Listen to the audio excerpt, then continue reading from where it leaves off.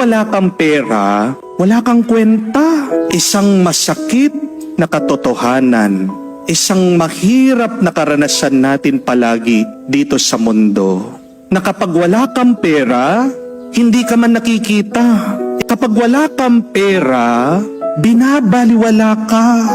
Subukan nyo man po, sabihin nyo sa pamilya nyo, wala kang pera. Di ba? Kaiinisan ka. Di ba? Pagdadabugan ka.